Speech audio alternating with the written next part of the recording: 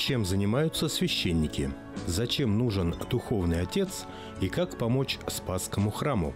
Об этом и не только вы узнаете в программе «Дорога к храму».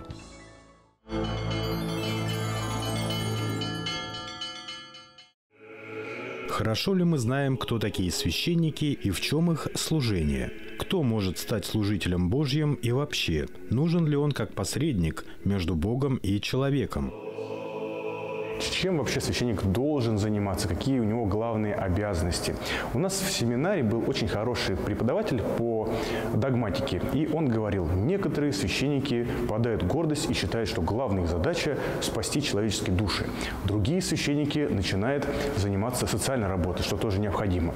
То есть кормить бомжей, посещать в темницах заключенных, ходить в больницы. Все это, конечно же, нужно, но, говорит, не впадайте в прелесть. Главная задача священника – это богослужение. Священник должен обязательно служить. Это не говорит, что других обязанностей абсолютно нету. Но, как в Евангелии сказано, прежде всего думать о Царстве Небесном, остальное приложится. Поэтому вначале у нас идет, конечно же, богослужение, а потом все остальное. Да поменяет Господь Бог во Царстве Своем, всегда, ныне и присно, и во веки веков. Священник работает в храме, служит общие и частные богослужения, требы, помогает людям вести праведный образ жизни, приобщает к вере в Бога, а также заботится о веренном ему храме. О обязанностях священника можно рассказать многое, но начнем с основных. Священники совершают прежде всего таинство. Все таинства описаны в Евангелии и заповеданы Господом. Например, таинство крещения. Господь говорит в одной из своих бесед, кто не родится от воды и духа, тот не наследует Царство Небесное. И вот этими словами Он заповедует таинство крещения. Также Он говорит, идите и крестите все народы во имя Отца и Сына и Святого Духа. Потом таинство покаяния. Покаяние по-гречески метаноия. Если переводить дословно с греческого, метаноия переводится как перемена ума. То есть в человеке должно произойти некое изменение ума, он должен возненавидеть грех, свою грешную грешные поступки, грешную жизнь и попросить у Господа прощения за это и попросить сил для исправления. В этом, собственно, и заключается таинство исповеди, но также, конечно, и в отпущении грехов. Священник имеет право отпускать грехи через молитву ко Господу. Также таинство соборования или елеосвящения. И в этом таинстве соборования или елеосвящения священники молятся о том, чтобы человек выздоровел и чтобы этому человеку простились забытые какие-то неисповеданные грехи. Также надо не забывать таинство брака, тоже заповеданное Богом таинство.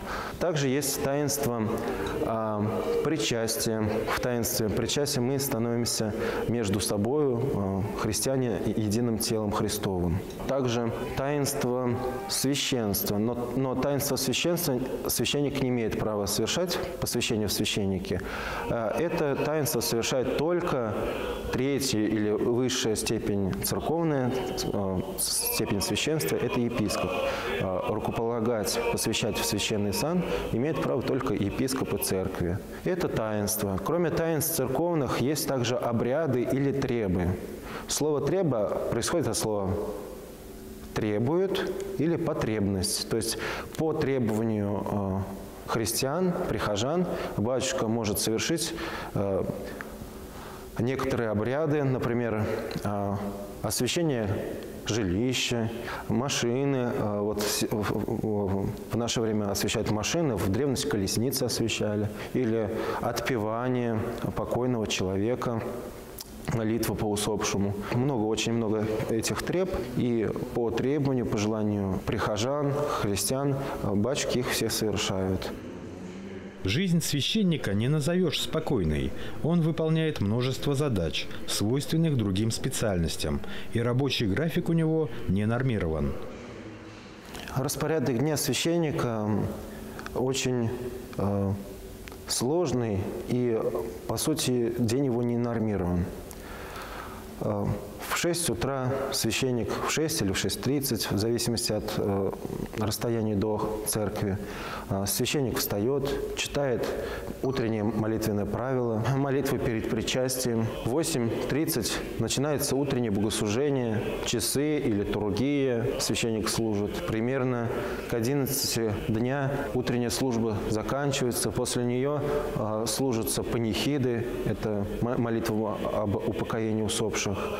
После этого бывает, священник выезжает на требы, отпевание на дому, освящение квартиры и так далее. Либо венчание в храме происходит, крещение. После этого происходит вечерняя служба в 5 часов вечера обычно. Длится она где-то 2-3 часа. Вот. После этого тоже могут быть и священника могут попросить и съездить, причастить больного или умирающего. Когда священник к часам к 9 или 10 возвращается домой, опять надо читать вечерние молитвы и подготавливаться к причастию, к утренней службе литургии. Весь день священника, по сути, занят. Батюшка должен быть и педагогом, и психологом, и просто мудрым человеком. Ему приходится общаться с разными людьми. Ведь в церковь приходят в том числе люди с ограниченными возможностями и пережившие физические или психологические травмы. Каждому необходимо найти свой подход, уделить время и подобрать успокаивающие слова. Священник должен иметь некоторые компетенции, он должен быть любящим Бога и людей. Вот. Он всегда должен уметь выслушать человека, его проблему, его какие-то выслушать вопросы и дать ответы. Но отвечать же тоже должен человек, который обладает некоторыми знаниями. А для того, чтобы обладать некоторыми знаниями, конечно, человек должен учиться. Вот.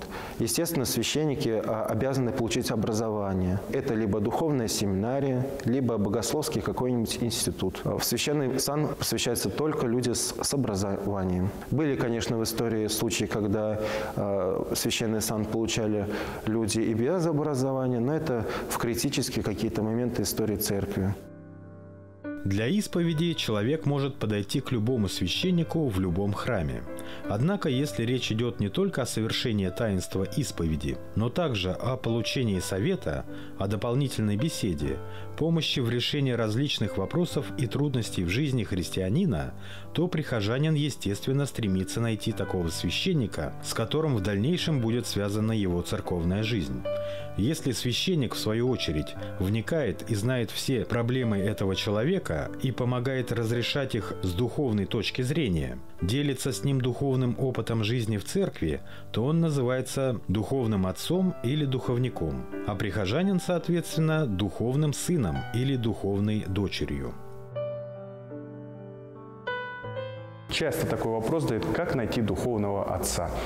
И чаще всего, конечно, таким вопросом: а батюшка, будете моим духовным отцом? Да, с таким предложением вступает. Это не бывает сиюминутно. То есть чаще всего человек ходит в какой-то храм, общается именно с теми священниками, которые в этом храме служат, и через какое-то время, чаще всего длительное время, через несколько лет, налаживается такое общение, что человеку легко общаться с этим человеком, удобно, и так получается, что вот так появляется духовный отец. Да? Но на это нужно время, очень долгое время для общения, и чтобы люди узнали друг друга получше. Так просто 7 минут это никак не решается. Ну, а лучше всего, конечно же, не искать духовного отца и не ставить себе перед такой целью. Это все происходит естественно, если это происходит. А так наш учитель, наш духовный отец, конечно же, является Иисус Христос, чье учение мы всегда можем прочитать в Евангелии и должны опираться именно вот на Его благословение, что Он в Евангелии нам разрешает, что Он в Евангелии нам запрещает. Человек, который выбирает путь служения Богу, должен быть готов к лишениям и самоограничениям. Священнику не положены отгулы, соцпакет, а по праздникам и выходным он обычно работает. Священник не принадлежит себе и не оставляет работу, даже уходя домой. Действительно, потребность в духовенстве есть. Опять, как я сказал, это прежде всего богослужение, но и потом уже другие различные обязательства, которые церковь на себя берет. Это и социальная работа, это и воспитание подрастающего поколения и молодежи, что немаловажно. При храмах есть и воскресные школы, есть и молодежные организации, есть патриотические клубы, которые занимаются воспитанием молодежи. Традиционные ценности, их надо, в общем-то, воспитывать и передавать подрастающему поколению. И церковь является именно таким институтом, который хранит, бережет традиционные ценности нашего общества. Очень часто сейчас, в общем-то, очень много критики.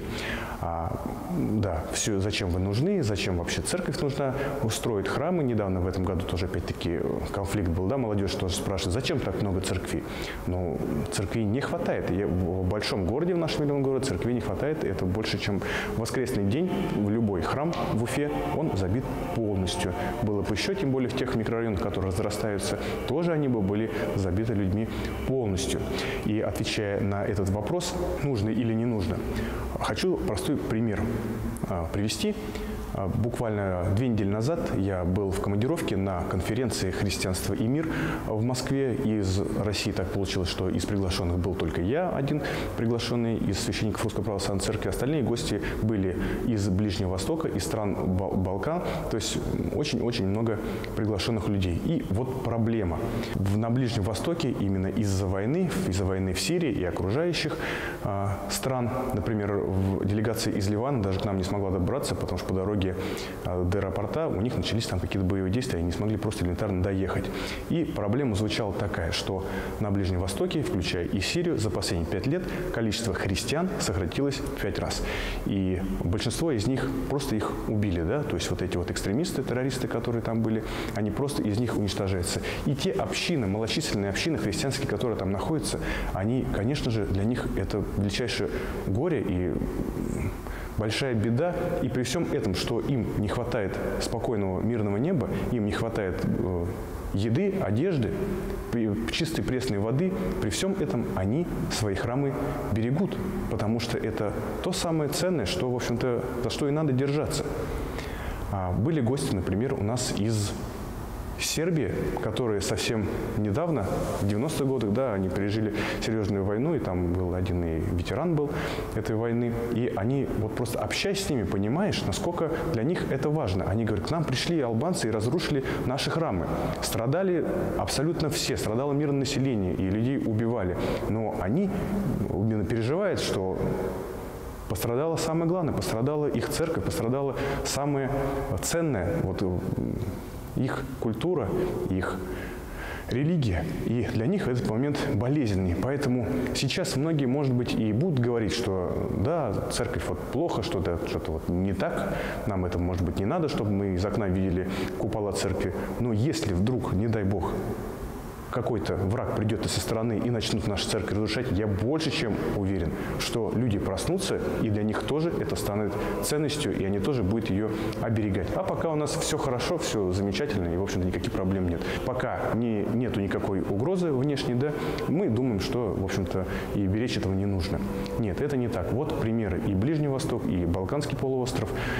Люди столкнулись с такой проблемой, когда стали уничтожать их культуру, стали уничтожать их монастыри и храмы, и они, конечно же, стали их защищать, потому что это одно из важнейших элементов составления нашей жизни. Люди продолжают и будут ходить в церковь, потому что храм – это дом Божий, и люди всегда, конечно же, тянутся к доброму и светлому, то есть к Богу. Священников по-другому называют пастырями. Пастырь – это мера ответственности перед Богом за каждого человека, с которым священник встречается в своей жизни. И власть священника всегда граничит с этой ответственностью. Поэтому именно к духовенству в первую очередь обращены слова Христа: «Кому много дано, с того много спросится». Иисуса Христа, и любы Бога Отца и причастие Святого Духа, будь и со всеми вами.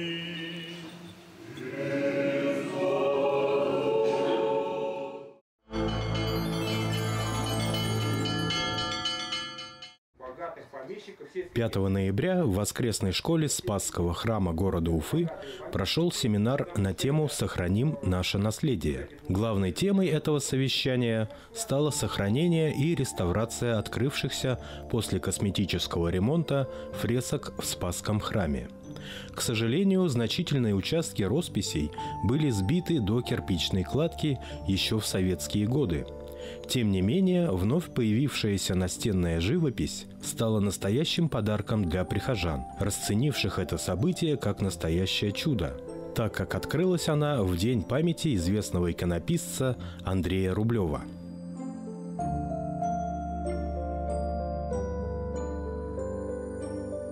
Для изучения настенной живописи храма был приглашен художник-реставратор Межобластного научно-реставрационного художественного управления при Министерстве культуры Российской Федерации. Эксперт провел искусствоведческую экспертизу фресок и взял пробы на химический анализ их состояния. Благодаря тому, что здесь произошло самораскрытие, то есть побелка частично отвалилась, частично ее местные сами подсняли. Вот. И исходя из тех росписей, которые мы сейчас видим, понятно, что здесь 4 композиции наверху по периметру должны расположиться, и они будут. Они практически все на процентов на 60-70 имеются. Их только надо срочно спасать. Это масляная роспись конца XIX века приблизительно. История Спасского храма начинается в далеком XVII веке. Это уже 3-й храм на этом месте. Первые 2 храма были деревянными, Спасский и Благовещенский. Они были парные друг другу, зимний и летний, теплый и холодный. А в начале XIX века, а точнее во время Великого Уфимского пожара 1816 и 1819 годов, они сгорели. Соответственно, святое место пусто не бывает. И в те годы на волне патриотического подъема русского народа, вскоре после изгнания захватчиков, 1812 год только что прошел, были строимы церкви классической архитектуры, строимые по всей России. И Уфимская, а тогда Оренбургская губерния здесь не исключение. Если посмотреть на все старые храмы Уфы, то 80% это будет храмы в стиле классицизма. Спасский храм из сохранившихся, он один из 3 сохранившихся в этом стиле. Он наиболее чистый, наиболее выдающийся, наиболее качественный классицизм. Была она заложена в 1824 году, через 12 лет после окончания войны, после изгнания французов из Москвы и, соответственно, через 9 лет после завершения победоносной войны в Париже. Соответственно, русские дворяне, возвращаясь в свои поместья на этом патриотическом подъеме и возвращаясь в Уфу, в том числе, порешили построить на пепелище уже вместо деревянных, ветхих, временных маленьких церквей единый большой красивый храм.